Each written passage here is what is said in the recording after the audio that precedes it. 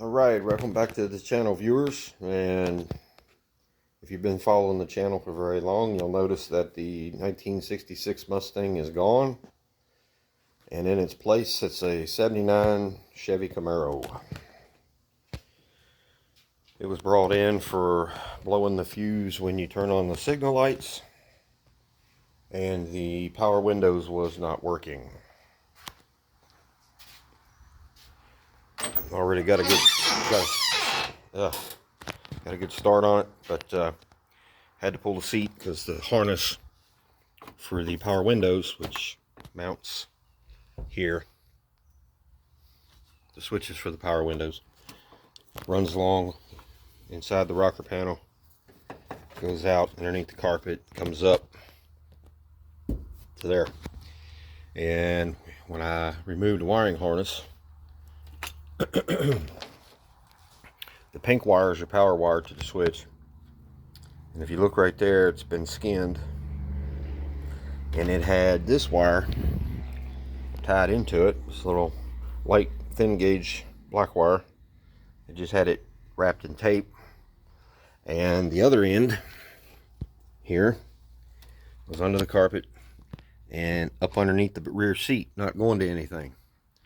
So at one point in time in this car's life, somebody was trying to steal power from the power window switch to run something in the back.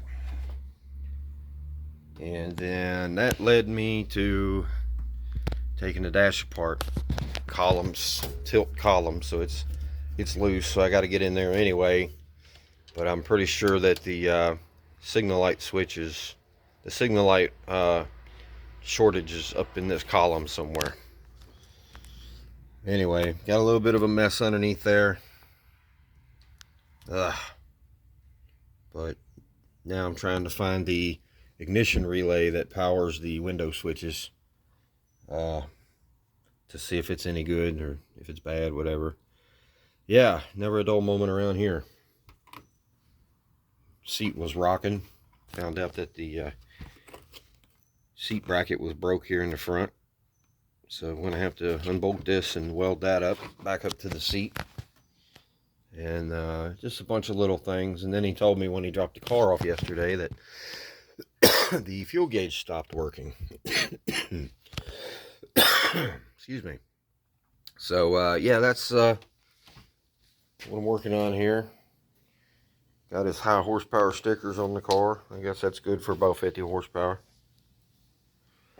And here's the weird thing.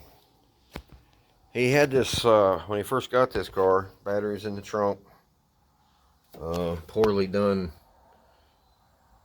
that cables going through sheet metal, no grommets, plastic straps to the floor pan with zip screws, sheet metal screws, whatever you want to call it.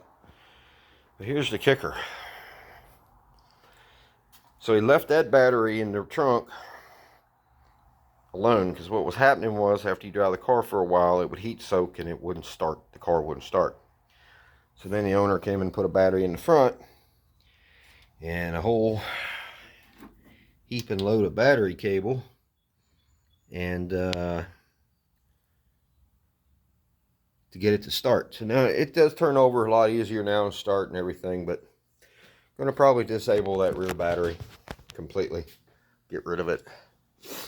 But anyway, yeah, so you Camaro guys out there, follow my channel, subscribe, and hit that notification bell so that you know when I post another video. Anyways, thanks for watching. Any questions, leave a comment below, or just leave a comment. Like the video, share it, subscribe. Thanks for watching.